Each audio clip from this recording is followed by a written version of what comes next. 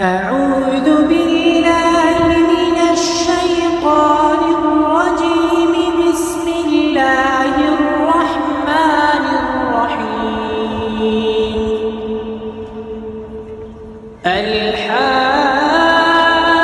الحاقة ما الحاقة وما أدراك ما الحاقة كذبت ثمود وعاد بالقارعة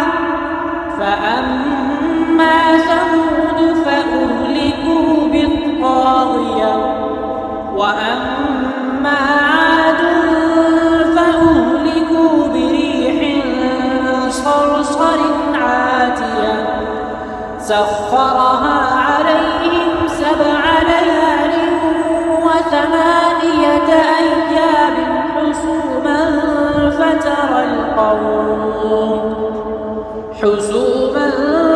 فترى القوم فيها صرعى كأنهم أعجاز نخل خاوية فهل ترى لهم من باقية وجاء فرعون ومن قبله والمؤتفكات بالخاطئة فعصوا رسول ربهم فأخذهم أخذة رابية إنا لما طغى الماء حملناكم في الجارية لنجعلها لكم تذكرة وتعيها أذن واعية فإذا نفخ في الصور نفخة واحدة وحملت الأرض والجبال فدكتا دكة واحدة فيومئذ وقعت الواقعة وانشقت السماء فهي يومئذ واهية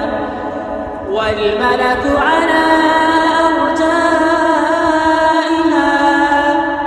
ويحمل عرش ربك فوقهم يومئذ 8 يومئذ تعرضون لا تخفى منكم خافية فأما من أوتي كتابه بيمينه فيقول هاؤم اقرءوا كتابيه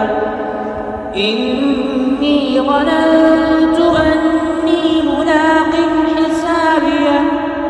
فهو في عيشة راضية في جنة عالية قطوفها دانية كلوا واشربوا هنيئا بما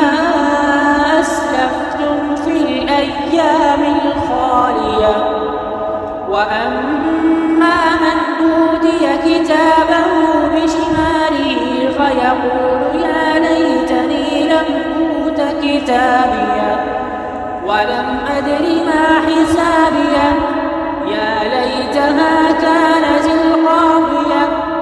ما أغنى عني ماليه هلك عني سلطانيه خذوه فغلوه ثم الجحيم صلوه ثم في سلسلة ذرعها 70 ذراعا فاسلكوه إنه كان لا يؤمن بالله العظيم ولا يحض على طعام المسكين فليس له اليوم هاهنا حميم ولا طعام إلا من غسلين لا يأكله إلا الخاطئون فلا أقسم بما تبصرون وما لا تبصرون إنه لقول رسول كريم وما هو بقول شاعر قليلا ما تؤمنون ولا بقول كاهن قليلا ما تذكرون تنزيل من رب العالمين ولو تقول علينا بعض الأقاويل لأخذنا منه باليمين ثم لقطعنا منه الوتين فما منكم من أحد عنه حاجزين